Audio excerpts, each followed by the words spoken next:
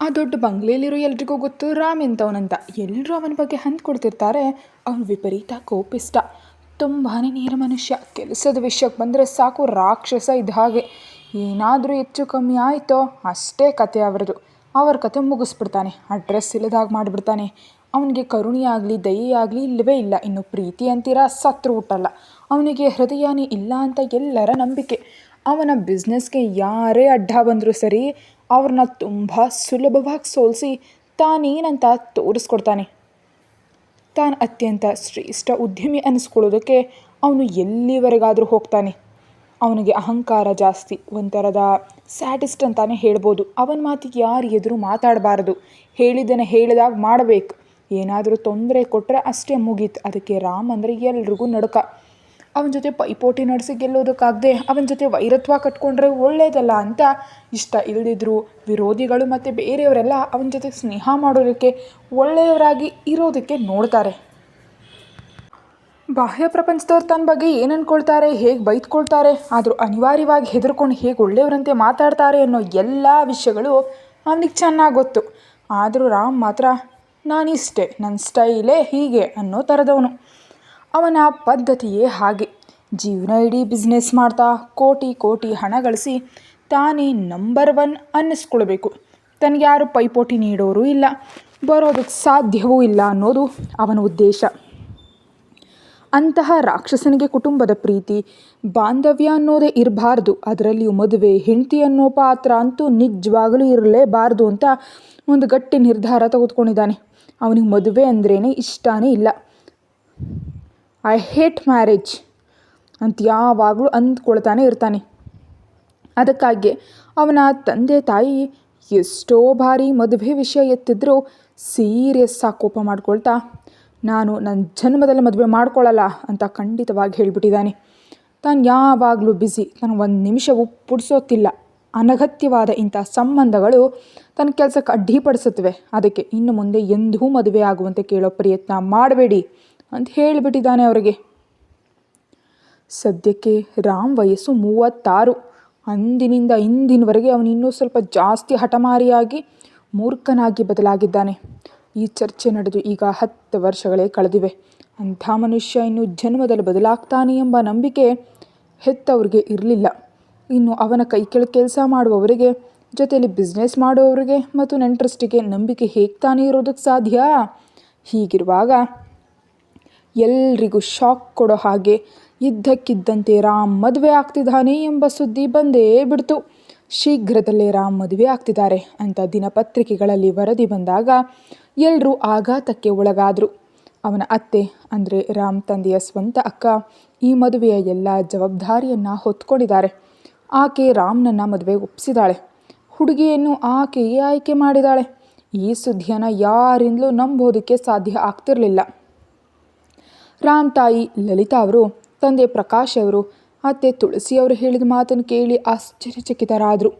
ತರಾತುರಿಯಲ್ಲಿ ಮಗನ ಹತ್ರ ಬಂದು, ಇದೆಲ್ಲ ನಿಜಾನ ಮಗನೇ ಅಂತ ಕೇಳಿದರು. ಅವನು ತನ್ನ ಎಂದಿನ ಗಂಭೀರವಾದ ಮುಖ ಇಟ್ಕೊಂಡು, ಹೌದು, ನಾಳೆ ಮದುವೆ, ಕೇವಲ ನಿಮಗೋಸ್ಕರ. ಇನ್ನೂ ತಡ ಮಾಡಬೇಡಿ ಅಂತ ಆರ್ಡರ್ ಮಾಡುವಂತ ಹೇಳಿ, ನನಗೊಂದು ಇಂಪಾರ್ಟೆಂಟ್ ಮೀಟಿಂಗ್ ಇದೆ ಅಂತ ಅಲ್ಲಿಂದ ಹೊರಟು ಹೋದ. ಅಲ್ಲಿದ್ದವರೆಲ್ಲರೂ ಇದೆಲ್ಲ ನಿಜಾನ ಅನ್ನುವಂತೆ ಒಬ್ಬರನ್ನೊಬ್ಬರು ನೋಡ್ಕೊಳ್ತಿದ್ರೆ ಅತ್ತೆ ತುಳಸಿಯವ್ರು ನಗ್ತಾ, ತಮ್ಮ ಇನ್ನು ನೀವು ಬೇಸರ ಮಾಡ್ಕೊಳ್ಬೇಡಿ, ನನ್ನ ಸೋದರ ಮಾವನ ಮಗ ಮದುವೆಗೆ ಒಪ್ಕೊಂಡಿದ್ದಾನೆ. ಅವನಿಗೆ ತಕ್ಕ ವಧುವನ್ನೇ ನಾನು ಆಯ್ಕೆ ಮಾಡಿದ್ದೀನಿ. ಅವನು ನನ್ನ ಮಾತನ್ನು ಕೇಳಿದ್ದಾನೆ. ಇನ್ಯಾಕೆ ಚಿಂತೆ, ನಾಳೆ ನಮ್ಮ ರಾಮ್ ಕಲ್ಯಾಣ, ಎಲ್ಲ ಸಿದ್ಧತೆಗಳನ್ನ ನಾನೇ ನೋಡ್ಕೊಳ್ತೀನಿ ಅಂದರು. ನಿಜಕ್ಕೂ ತುಳಸಿ ಅವರು ರಾಮ್ಗೆ ಏನು ಹೇಳಿ ಮದುವೆಗೆ ಒಪ್ಸಿದ್ರು? ಅವನನ್ನು ಮದುವೆ ಆಗ್ತಿರೋ ಆ ಹುಡುಗಿ ಯಾರು? ಮುಂದೆ ಏನಾಗುತ್ತೆ ನೋಡೋಣ. ಇನ್ಯಾಕೆ ಚಿಂತೆ, ನಾಳೆಯೇ ನಮ್ಮ ರಾಮ್ ಕಲ್ಯಾಣ, ಎಲ್ಲ ಸಿದ್ಧತೆಗಳನ್ನು ನಾನೇ ನೋಡ್ಕೊಳ್ತೀನಿ ಅಂತ ತುಳಸಿ ಅವರು ಹೇಳ್ತಿದ್ದಾಗ ಪ್ರಕಾಶ್ ಅವರು ಗಂಭೀರವಾಗಿ, ನಿಜಕ್ಕೂ ಇಲ್ಲೇನು ನಡೀತಿದೆ ತುಳಸಿ? ಇದೇನು ಆಟನಾ? ಕೇವಲ ಒಂದೇ ದಿನದಲ್ಲಿ ಮದುವೆ ಅಂತಿದ್ದಾನೆ. ಅವನು ಮದುವೆಗೆ ಒಪ್ಕೊಂಡಿದ್ದಕ್ಕೆ ನಮ್ಗೆ ಸಂತೋಷ ಇದೆ, ಆದರೆ ಹೀಗೆ ಕೇವಲ ಒಂದೇ ದಿನದಲ್ಲಿ ಮದುವೆ ಅಂದರೆ ಹೇಗಾಗತ್ತೆ? ನಿಜಕ್ಕೂ ಆ ಹುಡುಗಿ ಯಾರು? ನನಗೆಲ್ಲ ಗೊಂದಲ ಆಗ್ತಿದೆ. ಕನಿಷ್ಠ ಒಂದು 10 ದಿನ ಸಮಯ ಕೊಟ್ಟಿದ್ರೆ ಚೆನ್ನಾಗಿರ್ತಿತ್ತಲ್ವಾ? ಒಬ್ಬ ಮಗ, ದೇಶದಲ್ಲಿ ಅತಿ ದೊಡ್ಡ ಉದ್ಯಮಿ, ರಾಮ್ ಕಲ್ಯಾಣ ಅಂದರೆ ಅಷ್ಟು ಅದ್ಧೂರಿಯಾಗಿ ಮಾಡಬೇಕಿತ್ತು ಅಂತ ಬೇಸರದಿಂದ ಕೇಳಿದ್ರು. ತಾಯಿ ಲಲಿತಾ ಅವ್ರ ಕಣ್ಣೀರು ಹಾಕ್ತಾ, ಹೌದು ತುಳಸಿ, ಈ ಮದುವೆಗಾಗಿ ನಾವು ಪ್ರಾಣವನ್ನು ಇಟ್ಕೊಂಡಿದ್ವು. ನಮ್ಮ ಮಗ ಜನ್ಮದಲ್ಲಿ ಮದುವೆನೇ ಮಾಡ್ಕೊಳ್ಳಲ್ಲ, ಇಡೀ ಜೀವನ ಒಂಟಿಯಾಗಿ ಉಳಿದು ಬಿಡ್ತಾನೆ, ಯಾವಾಗಲೂ ಓಟ ನೋಟ ಅಂತ ಬಿಸ್ನೆಸ್ ಅನ್ನೋ ಆಟದಲ್ಲೇ ಮುಳುಗಿ ಹೋಗಿದ್ದಾನೆ ಅಂತ ತುಂಬಾ ಸಂಕಟ ಪಡ್ತಿದ್ವು. ಅವನು ಮದುವೆಗೆ ಒಪ್ಕೊಂಡಿದ್ದಾನೆ, ಅದು ನಮಗೆ ತುಂಬ ಸಂತೋಷದ ವಿಷಯ. ಅವನನ್ನು ಮದುವೆ ಆಗ್ತಿರುವ ಹುಡುಗಿ ಹೇಗಿದ್ದರೂ ಸರಿ, ಯಾರಾಗಿದ್ದರೂ ನಮಗೆ ಯಾವುದೇ ಅಭ್ಯಂತರ ಇಲ್ಲ. ಆದರೆ ಕನಿಷ್ಠ ಆಸೆ ಅಚ್ಚುಮೆಚ್ಚು ಇಲ್ಲದೆ ಒಂದೇ ದಿನದಲ್ಲಿ ಮದುವೆ ಅಂದರೆ ಹೇಗೆ? ನೆಂಟ್ರಿಸ್ಟ್ರನ್ನ ಕರಿಬೇಕಲ್ವಾ? ನಿಮ್ಮ ತಮ್ಮ ಹೇಳಿದ ಕನಿಷ್ಠ 1 ವಾರ ಸಮಯ ಅಂತ ಮಾತು ಮುಗಿಸೋ ಮುನ್ನವೇ ತುಳಸಿಯವರು ಮಧ್ಯಪ್ರವೇಶಿಸಿದ್ರು. ನೋಡ್ ಲಲಿತಾ, ಅವನು ಮದುವೆಗೆ ಒಪ್ಕೊಂಡಿದ್ದೆ ಹೆಚ್ಚು. ತಡ ಮಾಡಿದ್ರೆ ಮತ್ತೆ ಅವನ ಮೂಡ್ ಬದಲಾಗ್ಬಿಡುತ್ತೆ. ನನ್ನ ತಮ್ಮನಿಗೋಸ್ಕರ ಇಷ್ಟೆಲ್ಲ ಮಾಡ್ತಿದ್ದೀನಿ. ಪ್ರಕಾಶ್, ನೀನು ಮಗನ ಮದುವೆ ವಿಷಯದಲ್ಲಿ ತುಂಬ ನೊಂದಿದೆಯಾ ಅಂತಲೇ ನಾನು ಇಷ್ಟೆಲ್ಲ ಕಷ್ಟಪಟ್ಟು ಅವನ್ನ ಮದುವೆಗೆ ಒಪ್ಪಿಸಿದ್ದೀನಿ. ಹುಡುಗಿಯನ್ನು ನಾನೇ ಆಯ್ಕೆ ಮಾಡಿ ತೋರಿಸಿದ್ದೀನಿ. ಅವನು ಓಕೆ ಅಂದಿದ್ದಾನೆ. ಅದು ಕೂಡ ಕೇವಲ ನಿಮಗೋಸ್ಕರ ಮಾತ್ರ ಈ ಮದುವೆಗೆ ಒಪ್ಕೊಂಡಿದ್ದಾನೆ. ಅಷ್ಟೇ ಅಲ್ಲ, ಈ ಮಧ್ಯೆ ಮಾಧ್ಯಮದವರು ಅವನನ್ನು ಅವಮಾನಿಸೋ ಹಾಗೆ ಏನೇನೋ ಮಾತಾಡ್ತಿದ್ರು. ಆ ವಿಷಯ ನಿಮಗೂ ಗೊತ್ತು ತಾನೆ? ರಾಮ್ಗೆ ಏನೋ ಆರೋಗ್ಯ ಸಮಸ್ಯೆ ಇದೆ, ಅದಕ್ಕೆ ಮದುವೆ ಮಾಡ್ಕೊಳ್ತಿಲ್ಲ ಅಂತ ಮದುವೆ ವಿಷಯದಲ್ಲಿ ಏನೇನೋ ಅನುಮಾನ ಪಡ್ತಿದ್ರು. ಈಗ ಈ ಮದುವೆ ಮಾಡಿದ್ರೆ ಅವರ ಬಾಯಿ ಮುಚ್ಚಿಸಿದಂತೆ ಇರುತ್ತೆ ಅಂತ ಅವನು ಆಲೋಚಿಸ್ತಿದ್ದಾನೆ. ಅವನಿಗೆ ಯಾವಾಗಲೂ ಮದುವೆ ಅಂದರೆ ಇಷ್ಟ ಇಲ್ಲ ಅನ್ನೋದು ನಿಮಗೂ ಗೊತ್ತು.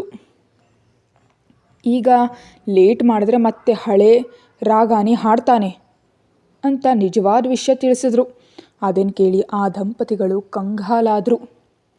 ತುಳಸಿಯವರು ದೀರ್ಘವಾಗಿ ನಿಟ್ಟುಸಿರು ಬಿಡ್ತಾ, ಅದಕ್ಕೆ ಅವನು ಹಾಕಿದ ಎಲ್ಲ ಷರತ್ತುಗಳಿಗೆ ಒಪ್ಕೊಂಡಿರುವಂಥ ಹುಡುಗಿಯನ್ನೇ ಹುಡುಕಿ ಮದುವೆಗೆ ಒಪ್ಸಿದ್ದೀನಿ ಅಂತ ಅಂದರು. ಷರತ್ತುಗಳೇ? ಏನು ತುಳಸಿ ನೀನು ಹೇಳ್ತಾ ಇರೋದು ಅಂತ ಪ್ರಕಾಶ್ ಅವ್ರು ಕೇಳಿದ್ರು. ಇನ್ನೇನಿದೆ, ನಮ್ಮ ಮಗನ ಸಂಗತಿ ಗೊತ್ತೇ ಇದೆಯಲ್ಲ. ಮದುವೆ ಸಂಸಾರ ಅನ್ನೋದು ತನ್ನ ಬೆಳವಣಿಗೆಗೆ ಅಡ್ಡಿಪಡಿಸೋ ಬೇಡದ ಬಂಧನಗಳು ಅನ್ನೋ ಭಾವನೆಯಿಂದಲೇ ಇಷ್ಟು ವರ್ಷಗಳಾದರೂ ಅವನು ಮದುವೆ ಆಗಿರಲಿಲ್ಲ. ಈಗ ಮದುವೆ ಆಗ್ತಿರೋದು ಕೇವಲ ತನ್ನ ತಂದೆ ತಾಯಿಗೋಸ್ಕರ ಮಾತ್ರ.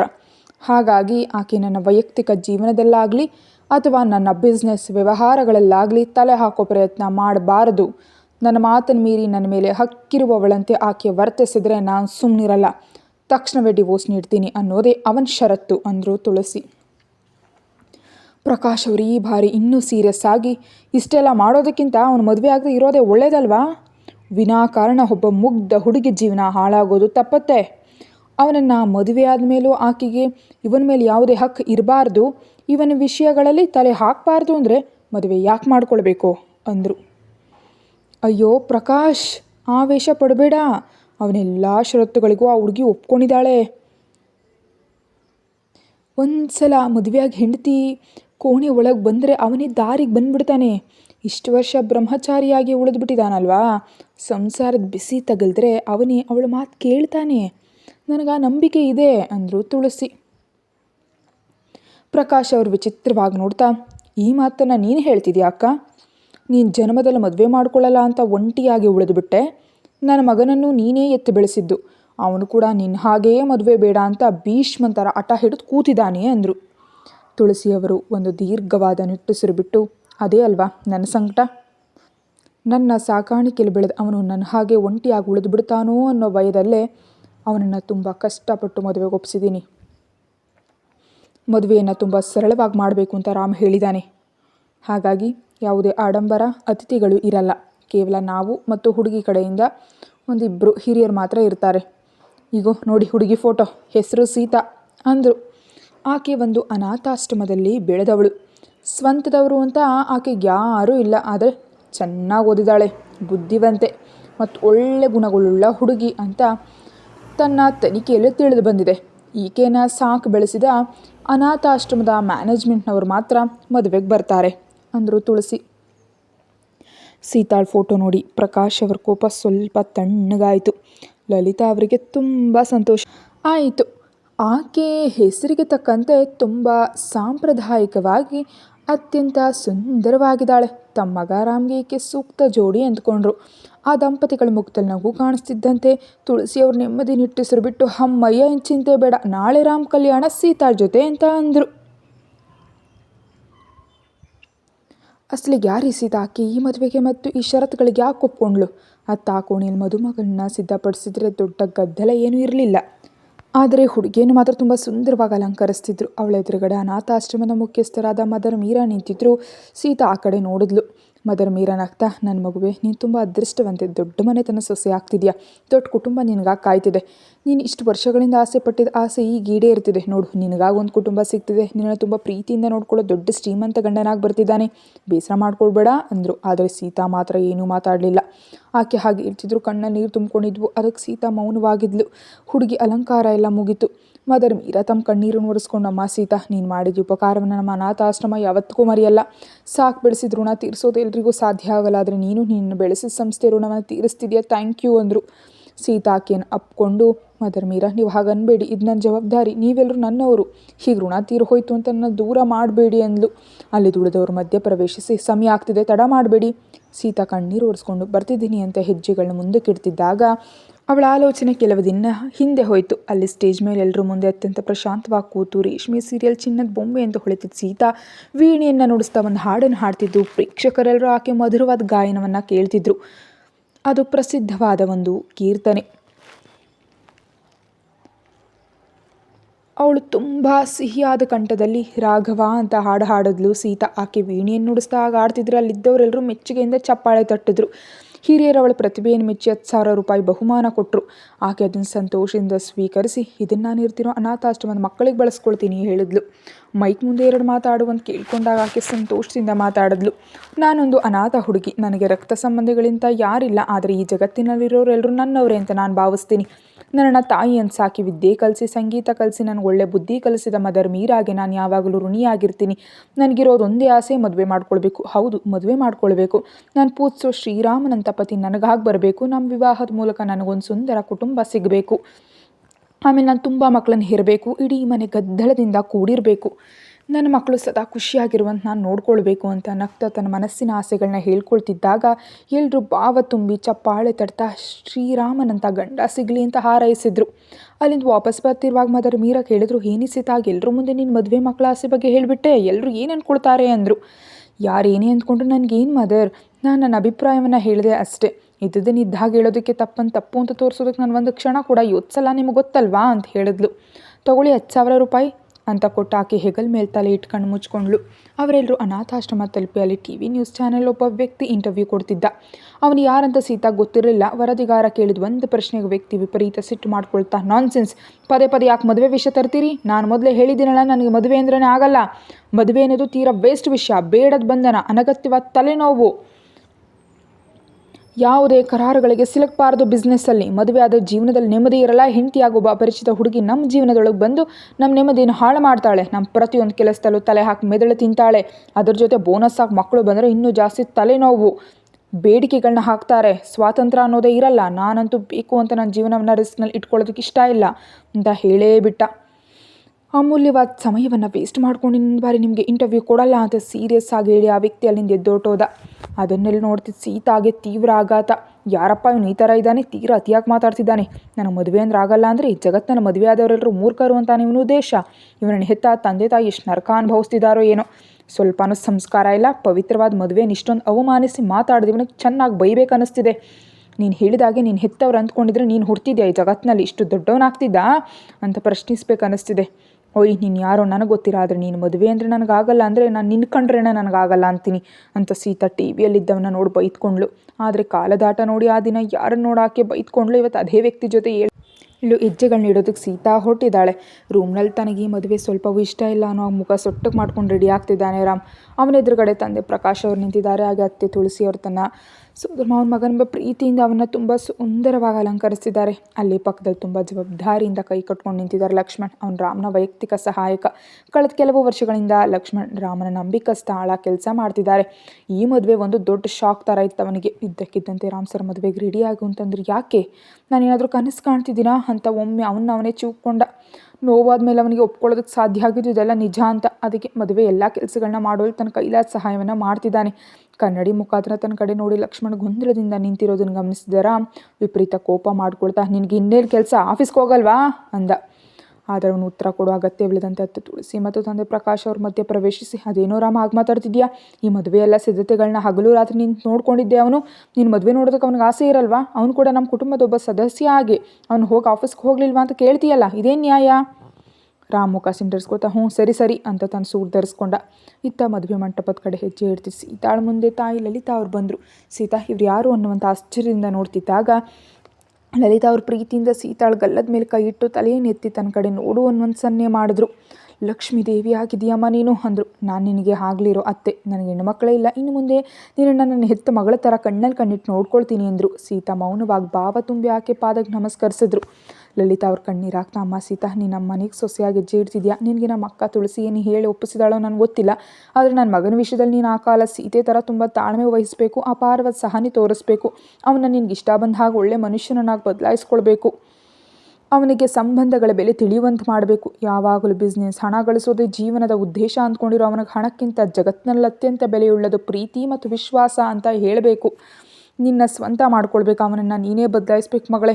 ಒಬ್ಬ ತಾಯಿಯಾಗಿ ನನ್ನ ಕೈಯಿಂದ ಅವನ ಬದಲಾಯಿಸೋದಕ್ಕಾಗಲಿಲ್ಲ, ಈಗ ಅವನ ಹೆಂಡತಿಯಾಗಿ ನೀನೇ ಅವನ ಪ್ರೀತಿಯಿಂದ ತಿದ್ದಿ ಒಬ್ಬ ಒಳ್ಳೆ ಮನುಷ್ಯನನ್ನಾಗಿ ಮಾಡು ಅಂತ ಕಣ್ಣೀರು ತುಂಬಿ ಹೇಳಿದ್ರು. ಆಕೆ ಮಾತುಗಳಿಂದ ಸೀತಾಗೆ ಸಂಪೂರ್ಣ ಅರ್ಥ ಆಗ್ಬಿಡ್ತು, ಈ ರಾಮ್ ಅಂತ ಕಠಿಣ ಮನಸ್ಸಿನವರು ಮತ್ತು ಅವನ ಆಲೋಚನೆ ಎಂಥವು ಅಂತ ಮನುಷ್ಯನಿಗೆ ಹೆಂಡತಿ ಆಗಬೇಕಾಗಿ ಬರ್ತಿದೆ ಅಂದರೆ ತನಗೆ ಎಷ್ಟು ಕಷ್ಟದ ವಿಷಯ, ಎಷ್ಟು ದೊಡ್ಡ ಸವಾಲು ಅಂತ ಆಕೆ ಮನಸ್ಸಲ್ಲಿ ಅಂದ್ಕೊಂಡ್ಳು. ಸೀತಾ ಮೌನವಾಗಿ ತಲೆ ತಗ್ಸಿ ನಿಂತುಬಿಟ್ಲು. ಅಷ್ಟನ್ನು ಮದುವೆ ಗದ್ದಲ ಮಾಡ್ತಾ ಬಂದವರು ಆಕೆನ ಕರ್ಕೊಂಡು ಹೋಗಿ ಮದುವೆ ಮಂಟಪಕ್ಕೆ ತಲುಪಿದ್ರು. ಅಲ್ಲಿ ನೋಡಿದ್ರೆ ನೆರೆದಿದ್ದವ್ರು ಕೇವಲ ಬೆರಳು ಎಣಿಕೆಯಷ್ಟೇ, 10 ಜನ ಸಹ ಇರ್ತಾ ಇರಲಿಲ್ಲ ಅಲ್ಲಿ. ನಿಜಕ್ಕೂ ಅದು ಒಂದು ದೊಡ್ಡ ಶ್ರೀಮಂತನ ಮದುವೆ ಹಾಗೆ ಕಾಣಿಸ್ತಾನೆ ಇರಲಿಲ್ಲ. ರಾಮ್ ಮುಂಚಿತವಾಗಿ ಬಂದು ಮದುವೆ ಪೀಠದ ಮೇಲೆ ಕೂತಿದ್ದ. ಅವನ ಪಕ್ಕದಲ್ಲೇ ಬಂದು ಸೀತಾ ಕೂತ್ಕೊಂಡ್ಳು. ಲಕ್ಷ್ಮಣ ಆಕೆಯನ್ನು ನೋಡಿ ಮನಸ್ಸಿನಲ್ಲಪ್ಪ ನಮ್ಮ ಮೇಡಮ್ ಸಖತ್ತಾಗಿದ್ದಾರೆ, ನಮ್ಮ ಸರ್ ಸೆಲೆಕ್ಷನ್ ಮಾತ್ರ ಅದ್ಭುತವಾಗಿದೆ ಅಂದ್ಕೊಂಡ್ರು. ಅತ್ತೆ ತುಳಸಿಯವರು ತಾನು ಅಂದ್ಕೊಂಡಿದ್ದೀನಿ ಸಾಧಿಸ್ತೆ ಅನ್ನೋ ಜಂಬ ಹಾಗೂ ಆನಂದದಿಂದ ಬೀಗ್ತಿದ್ರು. ಪ್ರಕಾಶ್ ಅವರು ಸೀತಾಳ ನೋಡಿ ತುಂಬ ಸಂತೋಷಪಟ್ಟರು.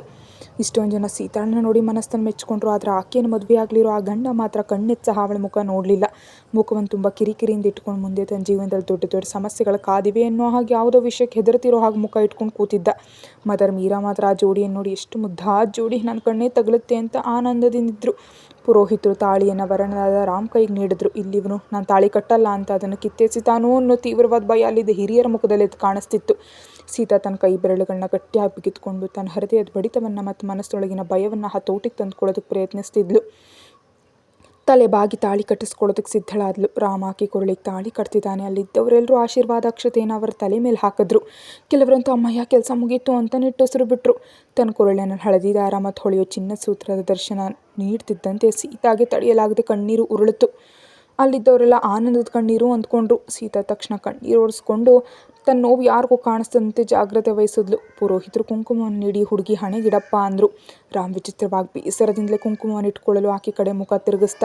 ಸೀತಾ ಕೂಡ ತಲೆ ಎತ್ತಿ ಅವನ ಮುಖ ನೋಡಿದ್ಲು. ಮೊದಲ ಬಾರಿಯಾಗಿ ಸರಿಯಾಗಿ ನೋಡಿದ್ದು. ಸೀತಾಳ ಮುಖವನ್ನು ನೋಡಿದ ತಕ್ಷಣ ರಾಮ್ ಒಂದು ಕ್ಷಣ ಸ್ತಬ್ಧನಾಗೋದ.